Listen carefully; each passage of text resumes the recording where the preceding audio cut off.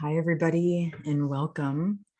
I am Michaela O'Donnell. I'm the Executive Director of the Max to Pree Center for Leadership. And you can say hello to my friends on the screen, Rebecca, Kathy, and Nicole. And we are here today in the webinar, Women at Work, Transition and Transformation. And, as you come in, I just want to say, first of all, how excited I am for this time. Thank you. Thank you very much. Already an affirmation and a compliment in the chat. Thank you. I'm really excited for this time. Women at work, transition and transformation. There's a lot to unpack, even just in that title. And that's most of what we'll do today. Let me set us up with just a bit of context of who we are, why we're here, and give you some specifics before we actually roll in. So like I said, I am the executive director of the Max to Pree Center for Leadership at Fuller Seminary. And many of you may very well be familiar with the Pree Center and the work that we do, but just in case you're not, we are named after a man named Max to Pree, just as our title suggests.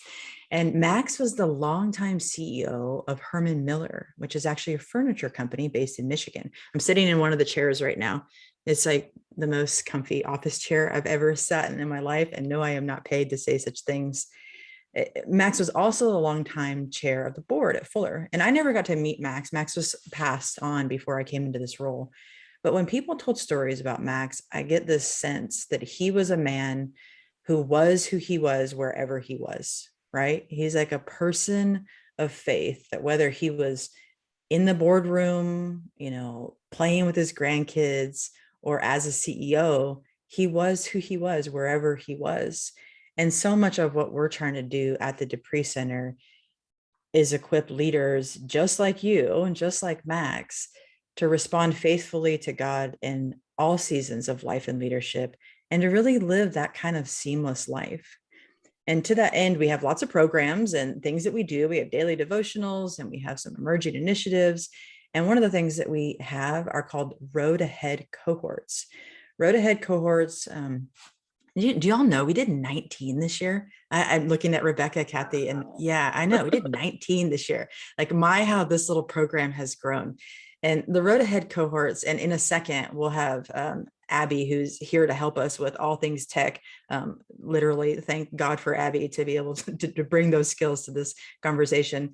But this is really a program for people who are in transition and who are feeling it and who are asking questions about calling, about work, about what do I do next? And through a process, it's a 6-week process, we invite people really to do inner work with God, right? Like you're doing inner work with God alongside a group of, as we call them, fellow travelers, and with a road ahead guide. Okay. Our road ahead guides are people that we think are particularly gifted at walking alongside people, particularly gifted at helping them ask questions, particularly gifted at helping people sit in the stuff that just sometimes has to be sat in, and particularly gifted at paying attention to the Holy Spirit and how God is working. So the 3 women who are joining me on the screen today are all road ahead guides. And we have guides beyond just the folks you see on this screen. But one thing that unites, thank you. One thing that unites us is that we have all led groups, particularly for women professionals. And we've got a couple of these groups starting next quarter at the end of January, beginning of February. Both Rebecca and Kathy will be leading groups for women professionals. I think they both start the last week of January. Is that right? Oh, here it is on the screen. So you can go down and you can see, Rebecca Johnson, Kathy Young. And then Nicole, who has led several women professional groups for us in the past, is bravely leading us into some uncharted experimental territory. She is going to lead our first road ahead focus on justice, diversity, equity, and inclusion, which, as we know, is certainly not limited to issues of gender, but includes issues of gender and plays out often in particular ways for women. 2 things on that, just like we are doing this webinar today. Yesterday, and if you missed this, you can find all of our stuff on depree.org. Nicole, along with Jasmine Bellamy and Wayne Park, did an incredible webinar on what does it actually mean to start to live out and go beyond the diversity training, and from a faith and spiritual perspective, think about diversity, equity, and inclusion in the workplace. And this cohort, and the one other little thing to note here, will actually be free for participants, the justice, diversity, equity, inclusion one, because it's the first time we're doing it. And Kathy can remember back to the days when we did the groups for women professionals for free, because we were just learning, and we were so grateful for that learning space. And we also recognize it as learning space. Abby, you can go ahead and put our faces back on the screen. Thank you. We recognize it as the learning space it is. So just to plug it up top about ways that you can engage and partner with the women on the screen even more in-depthly in the future. One more thing, and then I'm going to have the women introduce themselves a bit. This is a time where we love Q&A. I love to be interrupted. I'm an Enneagram 7. So I love all the questions, all the ideas, and we use Enneagram a lot in Redhead actually. And so if you have a question that pops up at any time, please just throw it over in that Q&A section. Okay. And it's on the bottom. If you're on a desktop, it's at the bottom. It's called Q&A. If you accidentally throw it in the chat, that's fine. Like, we'll also answer it there, because we can toggle back and forth between those. But just as a means of practicing chatting something in, I want to ask everybody here to drop in an answer to the following question. And after this, and while people are dropping in answers, we'll start to go around the horn a little bit. I want to know in a word or a phrase, like, what brings you here today? Like, why are you here? Like, why did you come to this webinar? And that's a question for everybody, not necessarily panelists, but for everybody who's here to drop into the chat. Go ahead and start to drop those in as we do around the horns from people. Okay. And we'll start to see those come in. Yeah, thank you. I see learnings pop up. Thank you very much for being the very first person to drop something in. Now let's go around the horn. Rebecca, Kathy, Nicole, that's the order that you are on my screen. We've said here that we're all road ahead guides, but that's not a full-time job. You women are into a lot of different things, and we have the gift of you bringing that experience and expertise. So, I want you to tell us, I want you to actually answer 2 questions, and one of them I'm going to switch up on you. Okay. So I'm going to switch it up. Number 1, something you do outside of your work at the Pree Center. Tell us about something else that you do. And number 2, I want you to answer the question that I just asked to everybody else. Like, what brings you here today? Like, what's on your mind and heart as you come in? Before I do any of that, I'm giving you a little heads up and prayer. I'm going to pray for us. Okay. So you all think about how you want to intro. I'm going to pray that God would be present in our time. God, just thank you for all the women and men who are in this space today, Lord. We know that you are a God who is always talking to us, and that sometimes it's about finding our way through the clutter and setting aside distractions and practicing the art of paying attention. God, I pray just that you would help me and help Nicole and Kathy and Rebecca and everybody else present today. Just lean into paying attention to you. We love you, Lord, and we're grateful for this time. We pray these things in the name of Jesus. Amen. Okay, so who wants to kick us off with something you do outside the Pree Center and what brings you here today? I am actually happy to launch there. Thank you. I have a firm that's helping entrepreneurs really connect passion and purpose to solving problems in their own community and world.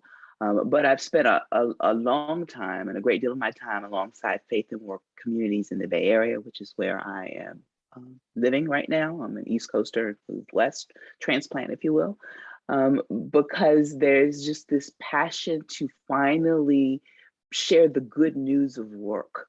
That at one time, God cursed it, Genesis 3, that it's toil for a whole lot of work. You're going to produce a lot of effort for minimal results, if you will. And that curse was overturned at the cross.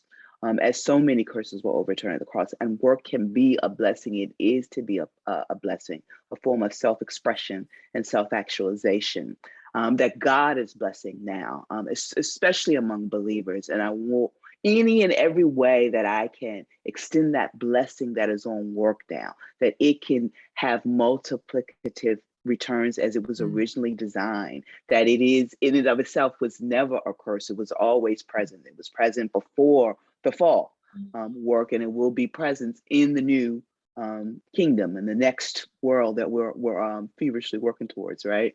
That giving people that release that their work is actually a blessing and a way to self-actualize and express oneself in the world brings me no greater joy to see people eyes open to the purpose of work, the divine purpose of work, post-cross, post-resurrection. That's so good. And I am impressed by the sophisticated way in which you did theology of work in under 2 minutes. So thank you, Nicole. And it's good to have you. Good to have you here. I'll go next so that I can just say whatever Nicole said, but actually, clearly I want to build on it and say beyond that, the world needs and is hungry for. So I think one of the joys of viewing work through the lens that Nicole just described is the opportunity to realize that it is impactful. And it's not just self-centered, but it's actually self-giving when it becomes that kind of work. So, and I interestingly, to answer Michaela's questions, I came here today and she asked what word, and a very unusual word I don't use a lot came to mind, and that is solidarity. I think when we are in transition, it can feel so isolating, and it can feel like we don't have people to stand with us and for us through the questions and through the what ifs. And so I think I'm here today for solidarity, to know that I have found it among the women on this screen and among the women in the cohorts I've had the privilege to lead, and that it's there for everyone who's watching this now or later, that there is a community available.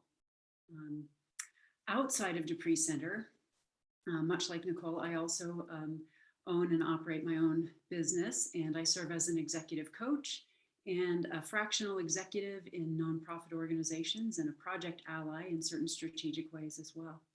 So doing work that I believe I'm made for is really a gift for me. It's powerful. I'm going to remember the word solidarity too. That's very helpful, Rebecca. Kathy, tell us what you do outside of Pree Center and why you're here today. Yes. So welcome, everyone. I just want to say I'm so blessed to be here this morning, or this afternoon, depending on what time zone you're in. And I am coming to you from Burbank, California. And I wanted to start with my word. As I was sharing with the panelists, I thought that my word this morning is fog. Because when we woke up this morning here in Los Angeles, this is a very heavy fog, as we've been experiencing a lot of warm, unseasonably warm weather here. And I really thought that was a divine calling for our Road Ahead workshop this morning. A lot of us feel like, and I know I do, that we are in a fog. In our lives, in the world turned upside down. And I am here this morning to say that we're bringing a little bit light into your fog today. And this amazing program that I've gotten to be part of at Pree Center the last 2.5 years has helped shine a little lightness into my fog. And so if you are feeling that way, know that you're not alone. We are here with you, and we just want to journey with you. And in my spare time, I also run my own business, and I work as a wellness and life coach for a wellness organization, helping people find wholeness and healing. And what I like to say I really spend most of my time doing is I am a mom of 3 teens, 18, 16, and 14. So all the parents out there know we're also with you in this season as well. Yes, when you said spare time there, I thought, I don't know, Kathy, that if you have any spare time, at least not in this season. Thank you all. And those are very good words, just about the value of work, solidarity, and the fog, right? And okay, so I want to talk a bit about women and transition in this particular moment. But in order to get there, I want to step back and just talk about work and transition in general right now. I actually, in my observations, and first of all, I think the New York Times and the Atlantic and the Washington Post and all the other news outlets are talking about work in a particular way that I just haven't, like, it doesn't usually make headlines, right? And in many ways, they're describing, the terminology differs, but the probably overarching terminology I've seen is something called the Great Resignation, that we are in the middle of something called the Great Resignation. And what is the Great Resignation, you ask? It's this, phenomenon in which, depending on what source you look at, anywhere between 40 and 60% of people, 40 to 60% of people are considering, globally. Yeah, you're right, Nicole, are considering making a job change. Now, that is really, really particular. I think it's fair to say that over the last decade, you could Google how many people don't like their work, and you might get those same numbers. But the fact that people are actually making changes, and then here, at least in the States, we started to see July, August, September, in terms of the Bureau of Labor and Statistics, that wasn't just, it's not just thoughts people are having, people are actually making moves. So before we talk about the specifics of how this is playing out for women, I want to start with just this idea of the Great Resignation, this global state of transition, and ask you all, as people who sit up close with people, right? Not academics, not that you're not academically inclined, but you're sitting up close with people. So you've got an upfront view. What do you make of this overall season of transition? It's a long time coming, I think. I think TD Jakes likened this whole season of pandemic as well to God sending everyone to their room to think about stuff. And people have had that opportunity to just reassess their life. What's important, what's not, what's working, what's not, and what is it worth to continue with something that isn't working.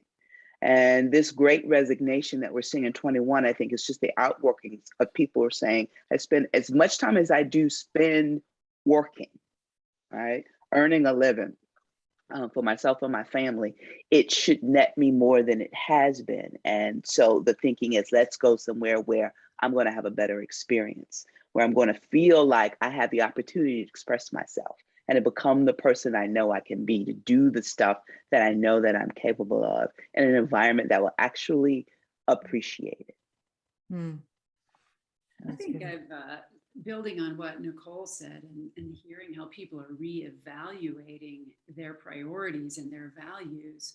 I read this week a term called the Michelangelo Effect, which is the idea that you take a hunk of marble and the thing of beauty emerges as you chip away at what doesn't belong. And I think in our consumer culture, maybe for too long, we've had this idea that adding more, buying more, doing more, we've had this additive perspective toward finding satisfaction and fulfillment and purpose. And the Michelangelo Effect is the opposite. It's what can we take away? What is the necessary and important? And what is just, honestly clouding the picture?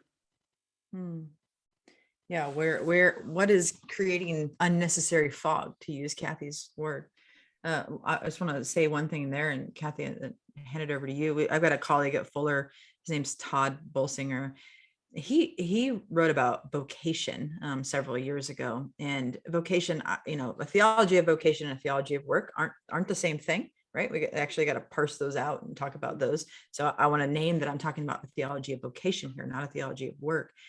But so many of us treat it as though it's something to be found, and really that's something, and it's formed, not found. It's formed in us over this long stretch. And so I don't know that I've ever heard an image quite as powerful for that sense of being formed rather than found as the Michelangelo Effect. So thank you, Rebecca.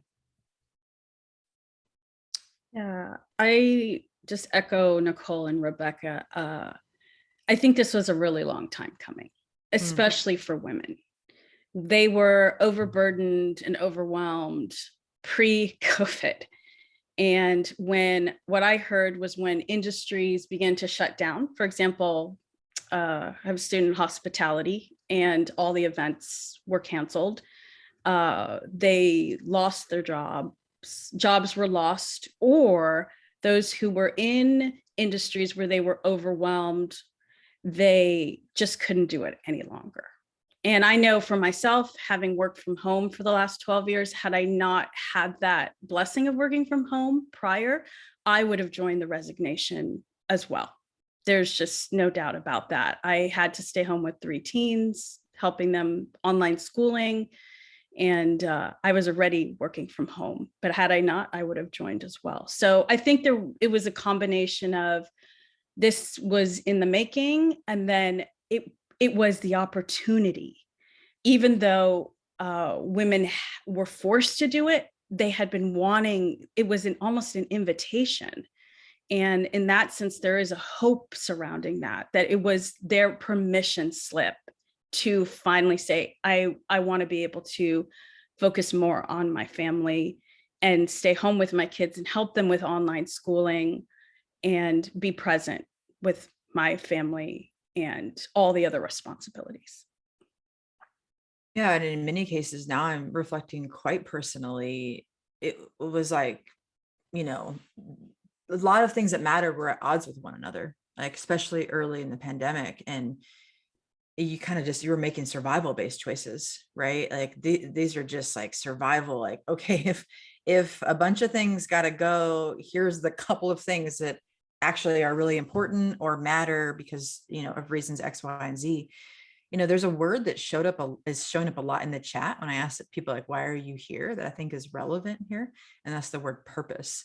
I think that there was, you know, in many ways, I've seen this moment called like the Great Reevaluation, which is in many ways what we're all circling around here. And I think it's played out in particular ways for women. So you know, Kathy, you started to take us there, but let's dig into that a bit. Now, I want to be very clear that women are not a monolithic group, right? We've got realities of race and class and profession and families of origin and geography, et cetera, et cetera, et cetera, that all play into this. And yet I have had different conversations with different women that still there's patterns there. And there's some similarities. And so I want us to be aware of those distinctions and also lean into some of those patterns. So what have you noticed, and what have you become aware of about how this overall season of transition, this thing that's been overdue or a long time coming, is playing out for women in particular?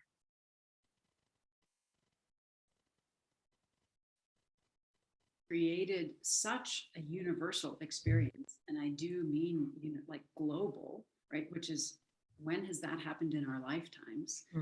That I think one of the things that I'm seeing among women is they're speaking up more. Because we know that everybody's having this experience, and we feel in some regards less isolated, perhaps, to say what our experience is in the midst of something that is so broad. The upside of that is speaking up more creates new opportunities for connection, new opportunities for learning, like is happening today. So I'm seeing that happen. And I'm seeing women being willing to speak about things that were almost taboo to complain about, that we were expected to absorb, you know, like we're amazing shock absorbers somehow, and we'll just keep on going. But now I think that's changing. I mean, Rebecca or anyone else, you got multiple head nods from Kathy and Nicole when you said like we're not absorbing as much as maybe we would have. What do you mean by that? Like, what are the types of things that we were absorbing that now we're saying this is too much? Well, if I respond briefly, and I certainly want to hear from the others, but Kathy was starting to nod to that, and Michaela, your follow-up comments of when the pandemic hit and we could not do it all. We were forced to make choices, and we said, this is important. And I think it's as individual as our different lives. So acknowledging the diversity of women and realizing for some school-age children at home was going to change the priority set for that woman, or for a mid-career woman, or someone who's early career or in a ministry setting. I think our context is going to define what we choose as a priority and what we let fall away, because we just can't carry it all. Yeah, I look at it from the perspective of the concept of surging, where when the pandemic first hit, some of us, I know this was my bane and still is my bane, to be honest, we tried to surge through it. When crisis hits, so many of us are trained to just deal with the problems as they come, and do it at a supernatural pace and strength, because you know. And then our faith, sometimes the way we perceive our faith requires hard times mean it's an opportunity, perseverance, breeds character, and there's an end. That feeds into wanting to not, especially among the faith-based stuff I was doing, not wanting to stop meeting together. Despite what was happening. And so everybody's turning on Zoom and training on Zoom and trying to get people on Zoom to connect or what have you. And there was a tremendous amount of effort on top of the work that you are doing on a daily basis to just keep, try to keep some semblance of control and what we were interpreting as faith. And for me, I'm learning about myself that I'm ending maybe another season where I was surging, where it didn't make sense to continue to surge, pushing through difficulties, because the pandemic is still going on and life is still difficult to do. Just basic life is still difficult to do. And I had some issues with family health, lost 2 members of my family in the last couple of months as a result. And just been trying to be there as I can for people and things, continue to show up in the places I've committed to. Was impossible, but I kept trying to do this surge thing that women are taught, African women, American women in particular, are taught at a very early age, that, stiff up a lip, nobody cares about the complaint, get it done, girl, get it done kind of moment. And learning how to separate your inner voices versus the expectations of the world, because the world still moves that way in the West. I mean, the whole Protestant work ethic is something that we may need to recover from, I think, because again, it's not an expression of the blessing of work, but more of the toil portion of it. And so all of it, I think, is coming up. And I know I am experiencing personally one of those moments where, why am I surging, trying to surge through crazy stuff that I just need to maybe sit back and be with the Lord on stuff. And I'm sensing people around me are in that mode as well. And the season allows for that time to pause and reflect. Thank you for that Advent calendar that Meryl's put together for us to stop and reflect and think about what's happening to our lives. But I think with what's happening in the news with regard to the pandemic over just the last 2 weeks, people have to rethink about, maybe we still aren't as free as we thought. Maybe I need to change how I am interacting with the greater world physically. And what does that mean for 22? And so it's one of those moments again, where do I surge, or do I fear, or do I proceed with faith, and what that looks like practically. I think your word surge is a word I want us to hold forward as we keep talking, because I think we feel it, right? For whatever set of reasons, we're trained, we feel like we're responsible for people, and I wouldn't want to just say that, we aren't responsible. And so there's just a bunch there. So I want to keep that word surge as we go forward. Kathy, I'm curious though, before I make some links, like, what are you thinking? I just saw Dawn's comment in the chat. She was reading my mind. And I was going to say, because Michaela, you asked what your question is, I guess it was sort of like, what was the reason behind the resignation, or what were the things that women were particularly struggling with? I'm thinking of what I have heard, and I've heard along this year and a half, is that boundaries were crossed in ways that they never were. For example, and Dawn just wrote this in the comment, Zoom meetings were never ending. Thank you, Donna. I had, students talking about emailing at 11 o'clock at night. Like there were just, there were always stretches to the work. But then again, now that we're on Zoom 24/7 or in this online situation, it's never ending. It's like a never ending. And then how do we answer that except to maybe say, I got to step off this. I can't be in a never ending work situation any longer. You have data that back you too, Kathy. I think the last reports I saw is people were working 2 hours more than they were pre-pandemic because they're working from home. 2 hours more daily. Yep. Right. Yeah. Daily. Wow. That's a lot actually. In a 24-hour day, that's 10% of a day reallocated, maybe potentially away from sleep or from eating or from Family time, leisure, family time, anything else. Yeah, for me, it's just become crystal clear. I mean, right now I'm at home, right? I mean, I'm at home. I'm in a garage. We live in Los Angeles, so garage conversions are, huge here. So our garage is converted into an office. But yeah, I don't necessarily eat my meals in the garage, but when you're eating your meals and looking at pictures of your niece and nephew and in the same place that you're answering emails for work and or taking meetings, all of a sudden there's this real meshing thing that's happening. And we would be remiss, I think, to say just that, oh, we don't have good boundaries. It's like, wait a minute, this is all coming at us, right? It's coming at us so fast. And these cultivated instincts to surge, to use Nicole's words, are very real. One thing that I think is really interesting, and it may be related to what we've just been talking about, but I'll be curious, is that in the fall of every year, Lean In and McKinsey and Company put out a state of women in the workplace. And this is a really good report. They do a lot of good research. One of the things that I thought was very striking about this year's report, 2021's report, is that burnout is way higher for women at this point this year than it was at this point last year. And that was a little bit surprising to me. I would have suspected that burnout would have been higher during COVID, peak COVID times, not, September of 2021, 9 months after, mitigation strategies in the form of a vaccine are starting to roll out X, Y, and Z. And I saw a couple people throw burnout in the chat. So I'd like us to talk a little bit about this. Like, what do you think is happening? Why? How, as people who believe that God is real and believe that we are not constant agents of productivity because we serve a God who models rest, and that rhythm of rest was one more thing that was redeemed on the cross.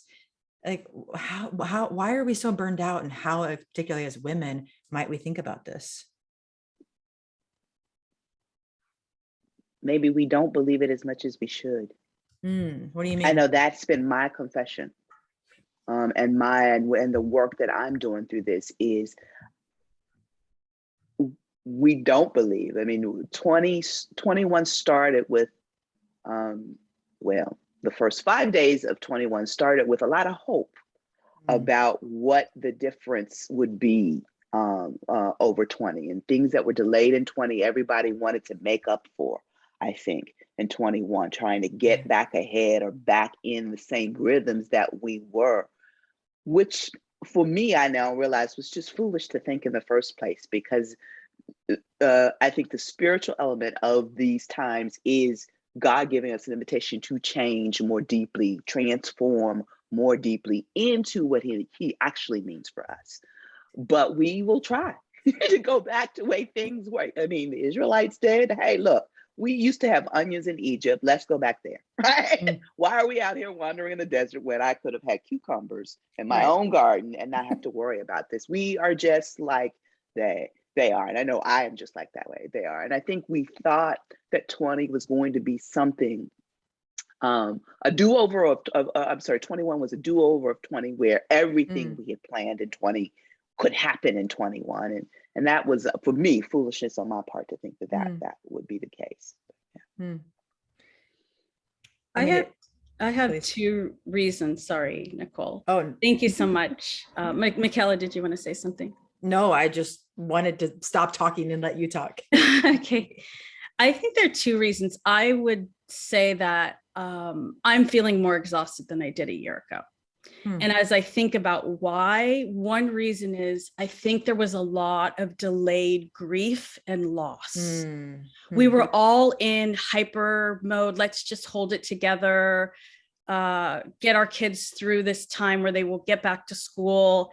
And then when they finally went to school in our city was not till this last August. And then the exhaustion began to hit me. And I think it's delayed grief.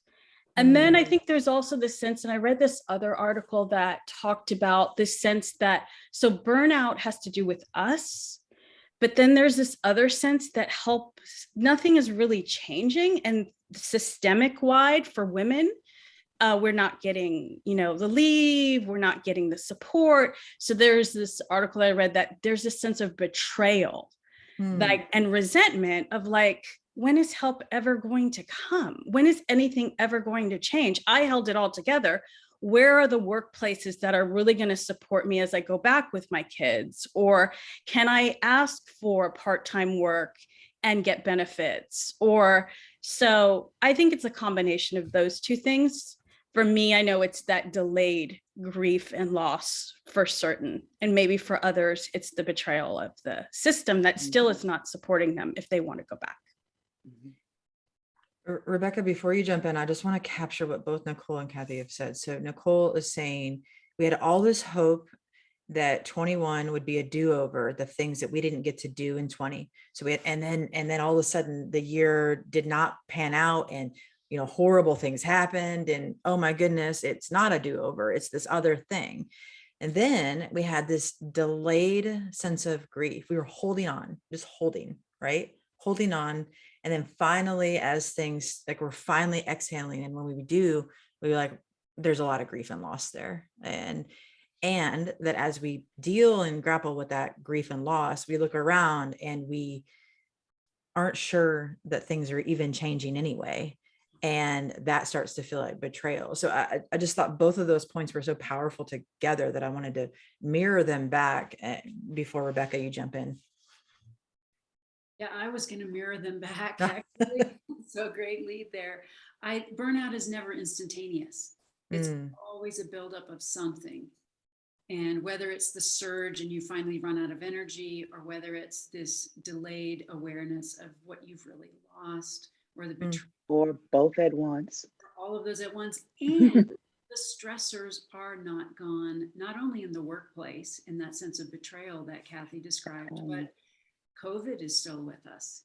There are new variants. There are still life adjustments that we thought were adjustments that are now feeling more and more like this is the way we need to live for the undetermined length of time in the future, right? Yeah. So the stressor of the pandemic is still with us as well. And we're discovering that our coping skills are more suited to emergencies, not to sustained difficulty. So if we buy the premise, which makes me exhale, that we are in sustained difficulty for the myriad of factors that you 3 just articulated so well and so helpfully, then I want to move to like, well, what is the invitation of this moment for women? Like, what can this be? Are we in a season when we need to lean into grief? Are we in a season of something else? Nicole, you started to hint at the word transformation. All right. Like, what is in this season of transition that is marked by sustained difficulty, burnout, tough feelings, surging? Like, what do we sense God's invitation is? I'm convinced like never before that God wants to do a new thing. A new thing, especially with regards to how we work, to make better sense of it, to increase wisdom on how to go about it. But to transition and or transform, you've got to let go of the past, which requires time to grieve what you once knew, what became comfortable to you, what you thought you could control, and you thought where you were being contributing to society and the world with is changing, and there needs to be room to grieve that change before you can accept and embrace the new. Because with every ending, there's a beginning, and skipping that transition process, right, means you don't get to the good part of transformation, of going from caterpillar to butterfly when you're still trying to carry caterpillar parts into a butterfly season, if you will. Hmm. Hmm. Kathy said a while back the word invitation, and I latched onto that word when I heard her say it, because that's in a sense what Nicole is describing as well, that when we grieve and let go, I think we create an open space to see the invitation in front of us, and the change that whenever change is needed, the first work is always an inside job. As much as we want to point to out there, and yes, there are systemic issues out there that deserve attention and need a call for justice and creative problem solving and advocacy, but the inside work doesn't go away. You know, and sometimes I think our focus on the external systems is a helpful distraction to us from the inside work. As much as I hate to say that, but I found that true of myself. It's a lot easier to focus on the problems out there, and that can become a distraction to the work that I need to do, to my own soul, to my own priorities and values, to, you know, is my internal compass working the way it should? Amen, amen. Yeah, I mean, this is when I want to remind, you know, we're starting to get into some inner work stuff. I want to, thank you, Telly. I want to encourage those of you who are listening to drop in thoughts, comments, questions along the side. I too, I think there's a ton of inner work, and that inner work starts to take shape in our capacity to show up in these external systems, or to know when to say, that's actually not my work. That's not my job to do. And I don't mean in a privileged way where we don't take responsibility for anything, but I mean in a, we're human, we're finite, we only have certain capacities and certain bandwidth, and if we surged every single time we sense a need, that I don't know if I would make it very far. So when I think about now just like this inner work, and this is now where I think we're getting in, especially to the gifts that all three of you bring, and even some of our road ahead work. You know, one thing that I'll say at the beginning of our road ahead groups, when I lead groups, is like, you're here to do the work that you need to do, right?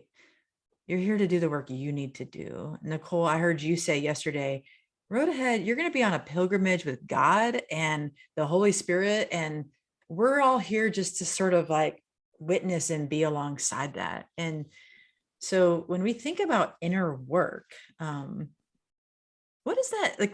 What is help us fill that out a bit, whether we're pulling from tools from road ahead or just more broadly. What kind of inner work should we start with if we sense we're in these seasons of transition? We don't quite know what to do. We feel too tired to think about where to start. Where do we start with? I think as I was thinking about this, the inner work, I feel like some of us, well, all of us, I would say collectively, I know that Nicole talked about we were sent to our rooms earlier, she said, to sort of think. I think we're in PD Jake said that. PD Jake, yes. And Oprah also said something similar. I heard her saying that if we don't learn our lessons, we will be doomed to repeat them if we don't learn our lessons. But I think the room that we may be in is a waiting room. And as I was thinking about that for our time this morning, I said, what do I do in a waiting room? Am I anxious, having to go into that appointment? Do I try to busy myself? Do I calm my anxiety? And that's, I think, the inner work, I think, begins with pausing and stopping. We're in the waiting room. We're going to stop and pause and notice what is going on. Is there someone in the waiting room that I need to be called to right now that I need to notice? How am I feeling and how am I doing in this waiting room? What do I need right now? So I think it's a process in the waiting room of stopping, notice, and then asking that question. God, what do you have for me in this waiting room? I know I'm one of these busy people. I always bring work to do with me in the waiting room, but maybe that's not what we're supposed to be doing. Maybe we're not supposed to be doing work as we wait for the doctor's appointment. Maybe we're supposed to stop, notice, and ask, what am I supposed to do in this passageway to the next? And I know that the Road Ahead groups are that space for folks to process and pause and give themselves time to stop, notice, ask, and then maybe pivot as well. I so agree with you, Kathy. And I'm like you, in a waiting room, I keep myself busy, come with work. I mean, with technology, it's easy to do, to always have something to do while you're waiting. And the Bay Area is congested, it used to be pre-pandemic with traffic. So you already had those patterns set. I'm gonna have to wait in traffic or wait at the doctor's. I've got stuff I can do in the meantime. And as Rebecca nailed earlier, that so often it's those habits distract us from doing the real work God is asking us to do so many times. But wanting to start with letting God lead you with what he wants to deal with, right? Because I can do a to-do list with God. These are the things I want to talk about. These are the things I want to have dealt with, Lord. These are my issues. These are my concerns. And too often I find it's not what's on his agenda with me. And learning to let him touch those parts that I don't want to have touched right now, and trust him through the process. I mean, this conversation is therapeutic to me. I've got to get off and talk to a couple of people after this. I'm feeling led to from the whole being accountable to people of stuff that I'm realizing I need to deal with in this close down to 21 that the Lord is using you guys to touch with me. But I want to just very quickly acknowledge something that Janice Mutter just put in the chat about all of the administrative stuff. And she's referring to ministry, but we do, inside and outside, the extra work often that women do within our homes, at work, and in ministry. That there was a lot of it for COVID because it was learning how to do things differently from the way we've done it before, remotely and what have you. My heart just goes out to you. But it seems like the Lord has moved you into asking the question, what really is important? And I'm so glad you got there. And I really hope you take advantage of the opportunity of Road Ahead, because it's going to give you 6 weeks to actually answer that question of what really matters. How do I get people moving towards the kingdom? Which, by the way, is the most important thing. I'm just going to say, I'm glad that you come in agreement with that conclusion you made, that the busy work and the administration, maybe it's okay to let the plates fall and land where they do and break up, because there's something far better waiting for us, that he has for us, that those distractions are preventing us from seeing. Yeah, Nicole, I'm glad that you said that. I'm glad you went to Janice's comment. When I read her comment, I was thinking about this term I've seen kind of out there called like office housework. And this is all the stuff that people do that doesn't necessarily get counted in they're not being paid. It's not in their job description. They're not being paid to do it. It's not part of their performance review.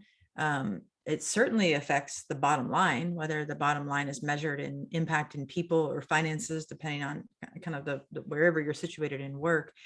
But that disproportionately women took on much more of this office housework in COVID times. And I think that Janice's word that she put in here and your affirmation to like let the plates drop is an important one. And I think that also leads us into Telly's question, which is whether it's because we're letting plates drop or we finally have some space to process all that's happened. What does grief actually look like in relation to work? Like when we think about grief, oftentimes we think about people you mentioned people earlier, Nicole. We think about people who've passed and we think about relationships. We don't usually put grief and work together. So what does grief and work what does that mean? For me, it's been accepting the truth of the things that didn't happen the way I planned and hoped over the last now 2 years, and receiving what was given in its place, and trusting that it is the better thing for now, that the Lord was giving me time to adjust, time to attune my heart to what he really wants to do in this space of faith and work and kingdom advancing. That I may have been trying to bring an old wineskin into a new season. And I'm only just beginning to touch on that. So it's still a little fresh and maybe tender for me to talk about. But grieving what you lost in the 2 years work-wise, opportunities, relationships, lives you thought you could have touched, great ideas you thought I could have helped people advance in, and new products and solutions I thought I would have developed and out in the world now, making impact or what have you, was paused as I needed to care for myself and family and friends, and just things that you just never thought you were going to have to deal with in the light of the world since the middle of March of 20. And so just finally making space to maybe fully grieve that amount of loss so that I can make room to actually appreciate the beautiful things that did happen that I didn't expect for. The renewed relationships, the strengthened relationships in my life, the better ideas and the stuff that I thought I was going to launch in 2021. It's like, oh, you know what? The waiting and having life happen to me the way it has happened to me, it's opened up new ways of seeing things, and understanding what the needs are going to be for the next decade that have changed because of these last couple of years of the world being topsy-turvy. Yeah. I could just add briefly, and that's wise words again, thinking about what we've lost. And that's actually what Nicole described sometimes for me has been a complicated sense of grief. When you lose something that wasn't actually quite yours yet, but it was hoped for and planned for. I think we have a different concreteness to grief when we lose something that we actually hold in our hands. When we lose something that's of value that we hold. Yeah. A second thought is so much of our work is entwined with identity. Yeah. So when we experience losses that relate to our work, they invariably raise questions about identity and our worth. And, you know, that's part of the inner work as well, to realize, when are we really grieving the loss of the work, or are we grieving the loss of the perception of who we thought we were? By whose definition? Yeah, that's really good. Kathy, you want to jump in on grief at all? I do. Good. One, very briefly, I know our time is running out, but Nicole and Rebecca did such a great job of talking about what the loss is entailed. This year, we were able to teach a class on grief and loss in our community, and I've learned a lot from my husband, who is a chaplain and who worked with COVID patients every day about grief and loss, which is so hugely heavy. And what I learned was this term called ambiguous loss. This is a Pauline Boss. So those of you who want to Google her. And what this concept just is it's a loss that we wouldn't, like I describe it, we wouldn't send a card for. So, but a job or loss of a job or all these other categories of things are ambiguous loss. And I think that is a word that maybe you can hold on to, even though it's, like I said, not something you would send someone a card, say, sorry, you lost your job, but it's a loss nonetheless. And they all described it beautifully. So I won't talk into that, but I wanted to give that term. Yeah, that's great. I put Pauline Boss, you said, with a B, right? Yeah. Okay. I dropped her name in the chat so we can see that. The last thing I'll say here, I think Tiffany's comment is really important, in that loss plays out in different ways for different ones of us. And we've focused a lot on how, how things have looked over the last 2 years as a result of COVID. And I think everybody on the screen lives in a major metropolitan area in the United States, right? Bay Area, Los Angeles, Denver, and yet things are playing out differently in other places. And so I just want to call attention to the fact that sometimes the grief comes in other ways, right? The transition into retirement, the transition into a new role, the transition into having a new boss. And so transition is always part grief just because it's change, and change is loss in some way, shape, or form, even if it's not sad loss. And in this changing world of work, a world of work that is accelerating faster than any other kind of era in modern human history, change is going to be our constant companion. And so grief, the tools of grief, are central to the task of what it means as believers to work. The last thing I want to add here is that because we all subscribe, I'm assuming everybody who's listening to this is a believer. And if you're not, then I'll adopt you in for this statement. But because we subscribe to a story where death never has the final word, and where light breaks in and new life and possibility and hope come in, that our relationship with loss can look particular as people of faith. And I think that's one of God's invitations for us. And I'm not minimizing loss, and not at all, but just stating that it doesn't have the final word in our faith. So many of you have been dropping in already that you are like, whoa, this is encouraging. The transparency is encouraging. Oh, and we're just getting started. These are the kind of conversations around a structure and around a lot of road metaphors that we do in Road Ahead. And I will say, though, in addition to Road Ahead, we have a coaching program where, because sometimes it's like you just need one-on-one conversation, and all three of these women are available for that, in addition to leading Road Ahead groups. I just want to say a special thank you, Kathy, Nicole, Rebecca, for your time. Maybe Abby, as we leave, you can throw back up on the screen just so people can know. But feel free to email us, get in touch, continue the conversation. I can see just so many beautiful things being dropped in the chat. We really hope this is the beginning of more dialogue. So thank you for attending, and thank you, ladies. I really appreciate you.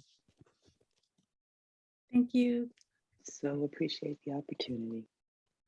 Bye.